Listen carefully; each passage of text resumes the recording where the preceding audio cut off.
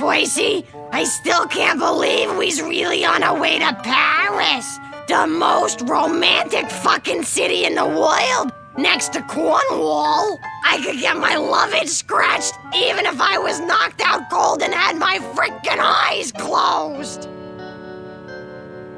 Yeah, like you've ever had it any other way. This almost makes up for all the years the fucking world kept me from getting what's mine. Fuck, I'm angry inside. And all we had to do was rig that stupid contest at the Stop and Stuff. I remember it like it was yesterday. Or like it was a cheap attempt at exposition in some low-budget TV show whose writers had given up even trying to be original. Holy fuck, what the hell is that? I knew I was a hologram. All those years wasted. You ain't a hologram, asshole. It's a flashback, you know, like for remembering something from a long time ago. Don't yous know anything? I've got more not knowing in my little finger than you've got in your whole body. And I can still fit into my same pants I wore in high school. So I guess what I'm trying to say is... So that shows fuck off! That's only 'cause you was a fat, useless fuck in high school, too.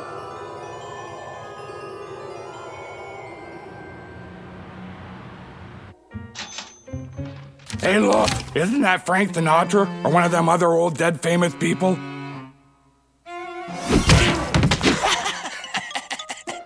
Man, are you stupid. As if Frank Sinatra would ever shop in a dump like this, even if he was a dead zombie come back from the grave, like on that Duets album.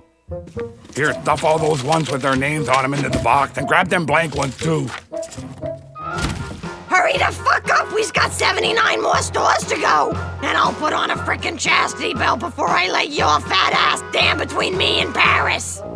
Shut your pie hole, I ain't going nowhere without my canned ham. Ah! Sweet Jesus, that was even worse than the time I snuck into the NBA All-Stars party dressed as a white woman. I need me a drink. Hey, waitress! Would you like another drink, sir? Yes, please. I'll have one of them. Tell you what, leave the cart. Percy's got 6 more hours and a whole lot of drinking to do. Hey, Poisey, you think the boy's okay? 6 hours is a long frickin' time. What do you want me to do about it? The contest was a trip for 2 and you're the one who didn't want to leave him chained to the refrigerator again. Besides, with all the drinking the boy does, he's got enough booze in his system to keep him warm till Christmas. Hey, do you sky waitresses do any peeling? How much for a little girl-on-girl action?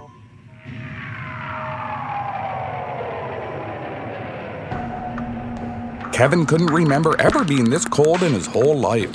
Of course, his long-term memory wasn't any great shakes either, so he couldn't be too sure. Kevin decided it was time to make a few changes, and this time he was pretty sure that just switching his father's 3 nightly chocolate bars for extra-strength oral laxatives wouldn't be enough.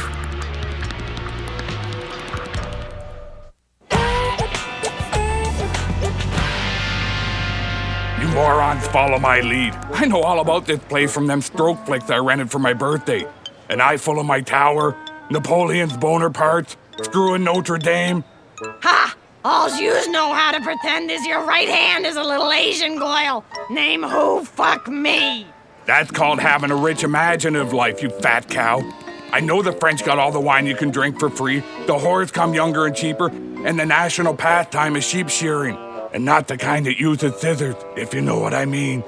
And quite frankly, I hope you do, because I lost my train of thought and I don't.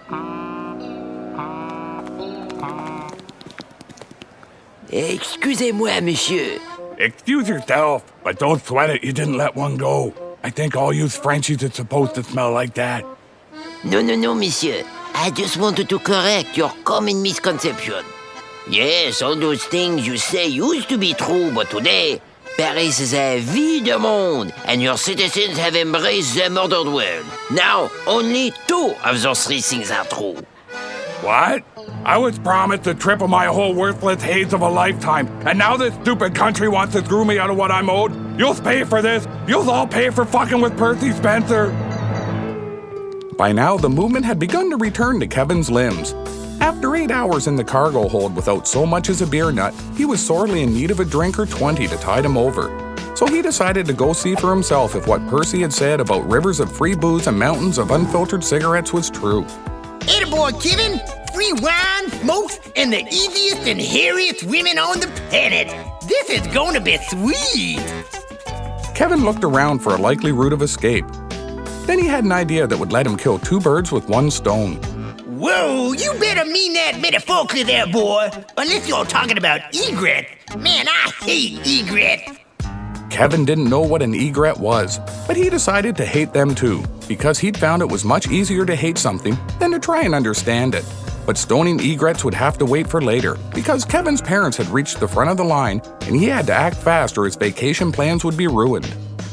Hey, Brokenhead, whatever you got in mind, you better do it soon. Kevin raised his hand to get the custom officer's attention, then politely asked him what blow was and why his daddy had put a whole bag of it up his poo place before they got on the plane. What the fuck is you talking about, boy? Don't listen to him. He's just confused on account of we made him ride over in the cargo hold. There ain't been nothing knocking on my back door since that time I played the farm girl in the talent show last time I was in the joint. That ain't what you told me on our honeymoon. Or what I seen in that amateur ass masters video you made last Christmas. Shut your fat gob. That's the last time I try and make a little extra holiday money for this family. Get the fuck off me, cocksuckers! I'm a Canadian citizen! Any of you knows what that means? I'm a Canadian!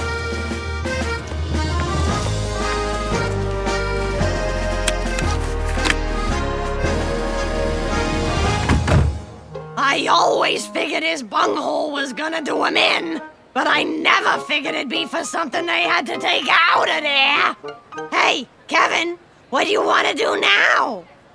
Kevin? Oh, that's just fucking great. Now I'm gonna have to spend an hour of good screwing and drinking time just sitting on my keister, filling out paperwork.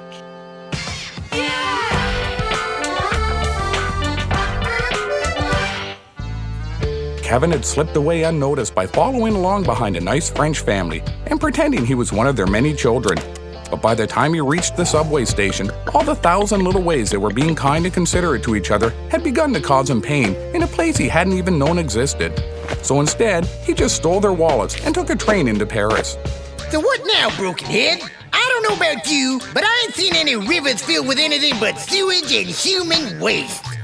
Kevin found himself wondering if Alan had always been this annoying or if it was just that they were on vacation. Then he looked up at the awe-inspiring cathedral in front of them and began to think how all the great religions of the Western world have built places of such beauty and magnificence simply by pillaging the wealth and resources of cultures that were vastly more ancient than their own. Then he leaned forward in his chair and let a really good one loose.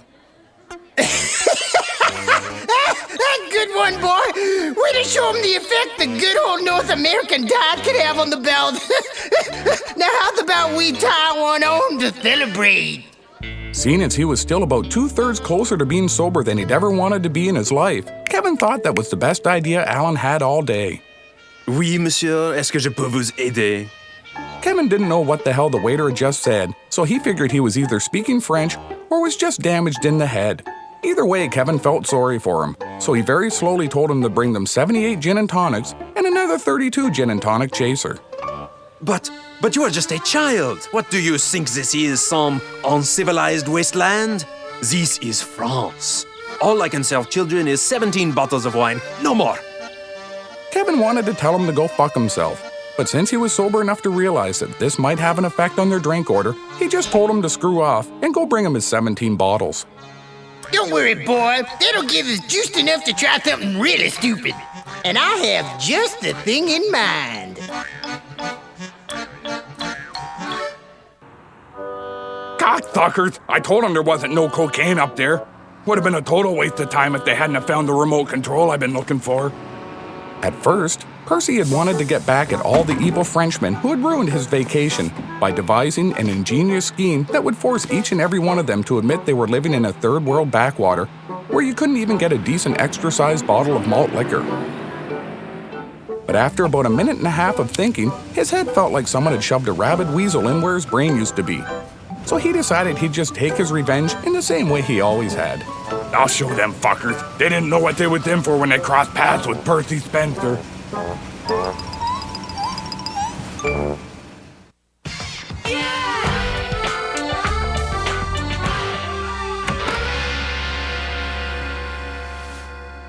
So you say your name is Pierre McFranchy, you are a French citizen, and you are here to sign up for something called Bogey?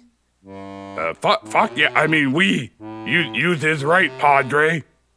But you don't speak any French. I have a brain injury, so I only talk good in English. And you want us to make your checks out to a Percy Spencer, and then mail them to an address in Canada? See? So when do I get my pesos?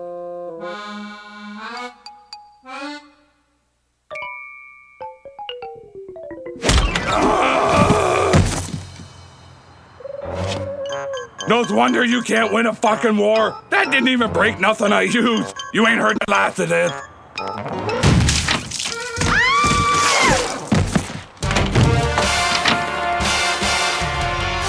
It's time somebody showed this stupid country how to set up a proper welfare state. Those people who are too smart, gifted, or hard drinking to work can still live right. And Drunken Welfare Man is just the one to do it.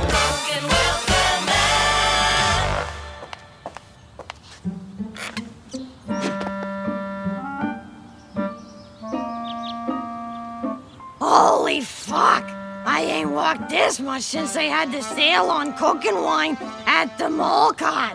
My dogs is killing me. Hey, who the fuck is you? Holy crap! Charlie, is that you? Trust me, cabbage head. See, these here are the catacombs, where every important French person who ever lived is buried. And where there's famous people's corpses, there's embalming fluid. You ever gotten a really good embalming fluid, Buzz boy?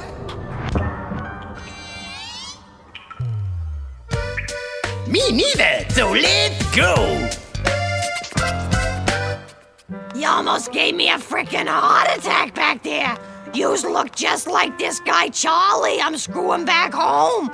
Only he's from Quebec, so he ain't real French like you. So that makes Charlie, Marty the bartender, the guy who delivers your groceries, that Ed Asner lookalike from Kapuskasing. Last Tuesday, yeah, it's been a slow week. What with packing for the trip and having to see my doctor, on account I got this weird rash on my hiney. And your husband, he does not mind? That fat fucking loser don't make me laugh. If he ain't too busy getting loaded to know who the hell I'm doing, he's out getting his own slip and slide soaked. Besides, between you and me, Boise ain't exactly gifted in the you-know-what department. Mon Dieu, you could almost be French. Yes, and we don't talk like a couple of brain-damaged morons. Ha! No offense, eh? Come, Anastasia, tell me, what shall I show you next? The Arc de Triomphe, the hidden secrets of Montmartre, the beautiful Luxembourg Gardens?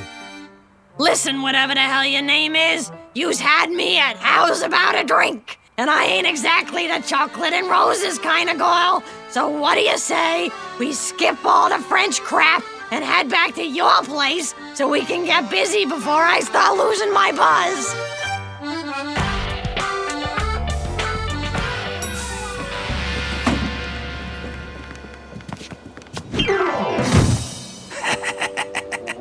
Cheat me out of my God-given right to sponge off a foreign government, will ya? Hey, poodle fucker! Grab this here end and don't fuck it up!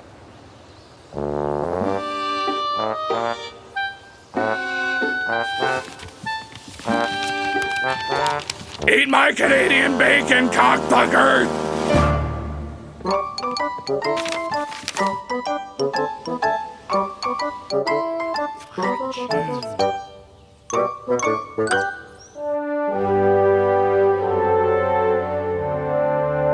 One more question, s'il vous plaît. Merci, Monsieur President. As leader of a country whose global relevance has sunk to the place where Johnny Depp lives, can you tell us, Sacre bleu!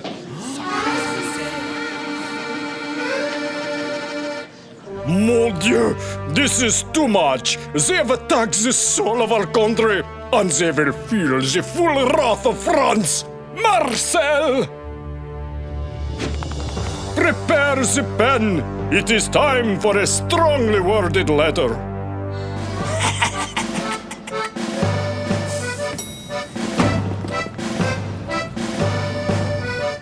That's him! Get him for Jerry Lewis and for France! Fuck you, coppers! Percy, don't bend over and come quiet for no one but whores!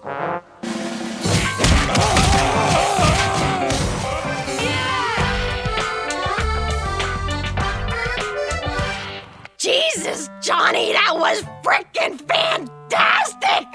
No one's made my toast coil like that since them college kids tricked me into helping them get into the Guinness Book of X-rated records. I'm French. I know. That's why I figured you'd either be hung like a midget or spend the whole time talking about Jerry Lewis instead of just calling out his name a couple of times when we was playing Connect Danny's Dots. But this Charlie you talk of back home, the one who looks so much like me, surely he's a great lover too? Charlie, a great lover? Not unless you'd call 7 seconds of sweaty grunting followed by 20 minutes of trying to find my underwear under the passenger seat. Great! Holy shit, that's Boise! And that is why Americans are stupid, women like it when you cheat on them, and Jerry Lewis is the greatest man on earth! But back to breaking news, where police are preparing to bring down the monster they have begun to call the really stupid foreigner who is also surprisingly not American.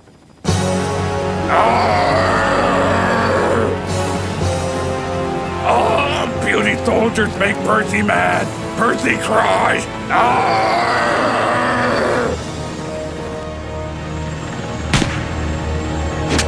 Hey, you fuckers, that hurt!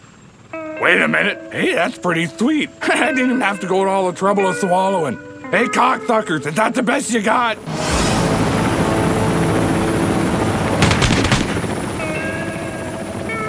Sweet. Wait, ma petite passion cucumber. Where are you going? Sorry, Johnny. Yous may be the best screw I ever had, but that's my Boise they got there. And besides, my welfare check's due in the next couple of days. And that fat fucker's got my ticket home.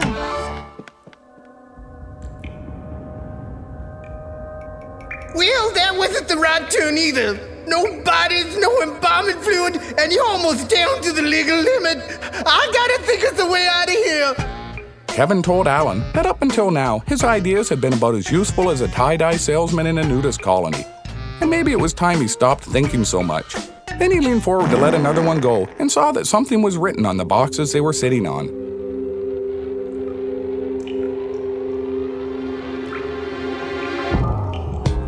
Attaboy, Brokenhead! We found the secret tomb of France! And where there's bodies, there's embalming fluid! Still thinking much more clearly than he liked, Kevin was already miles ahead of Alan. He pointed out the large jar on the ground at Alan's feet and invited him to help himself first, just in case drinking embalming fluid might have some unwanted side effects. What, you afraid? It's simple. Alcohol burns, right?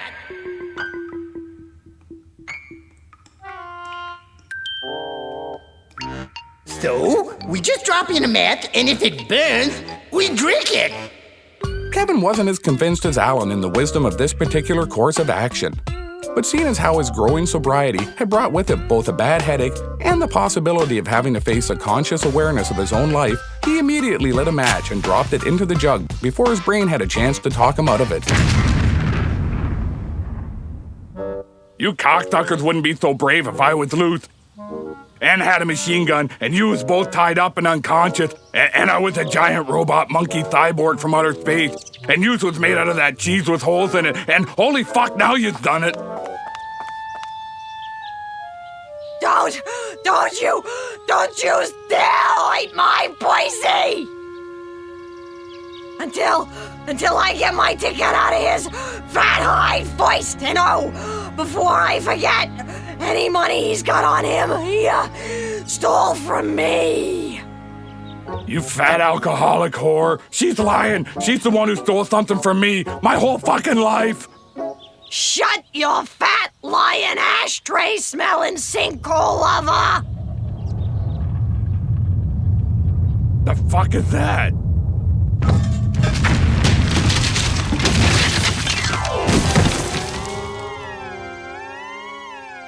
Holy fuck, boy, them better not be my smokes in your pocket, or you's gonna be in real trouble.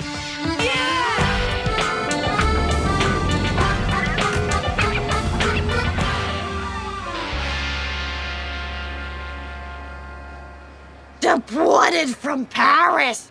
They let anyone in here. What the fuck is you laughing at? Deported. That's just another word for a free ticket home. So as I cashed in all our return tickets, threw out all your and the boys' crap, and filled our bags with duty-free booze and smokes. Oh, Boise, this is the best trip after all. With another 17 bottles of wine in him, Kevin decided that maybe his parents weren't so bad after all, and he started to regret spiking their booze with the leftover embalming fluid he'd brought with him from the catacombs. Kevin thought that when all was said and done, maybe he'd actually learn something important about himself. But whatever it was, he couldn't seem to remember it, and that made him mad again, until he realized that maybe the best lesson was to never learn anything at all. Amen, broken head. Amen.